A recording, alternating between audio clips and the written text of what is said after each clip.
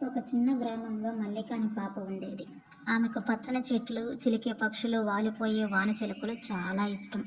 ప్రతిరోజు పాఠశాలకు వెళ్లే ముందు తన ఇంటి పక్కన ఉన్న పెద్ద వృక్షాన్ని దగ్గరికి వెళ్ళి నమస్తే చెట్టు మామయ్య అని పలుకుతూ కొంతసేపు ఆ చెట్టు కింద కూర్చుండేది. ఒకరోజు పెద్ద తుఫాను వచ్చింది. చెట్లు ఒరిగిపోయాయి, పక్షులు దూరం ఎగిరిపోయాయి. మల్లిక దుఃఖంతో తన చెట్ల దగ్గరకు వెళ్ళింది. కన్నీళ్లతో చెట్టు కింద కూర్చొని నువ్వు బాగానే ఉన్నావా అని అడిగింది. అప్పుడు ఆ చెట్లు తన ఆకుల చిలకలతో మల్లికకు సమాధానం ఇచ్చింది. మల్లిక, నా కొమ్మలు వంపు పడ్డా నేను ఇంకా నిలబడి ఉన్నాను. ప్రకృతి కష్టాలు ఇస్తుంది, కానీ మళ్ళీ నూతనంగా పుట్టిచ్చేస్తుంది. ఆ రోజు నుండి మల్లిక ప్రకృతిని మరింతగా ప్రేమించసాగింది.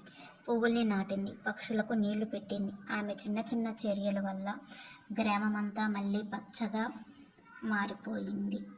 నీతి: ప్రకృతిని ప్రేమించడం, అది మనకి జీవితం, ఆనందం, భద్రత ఇస్తుంది.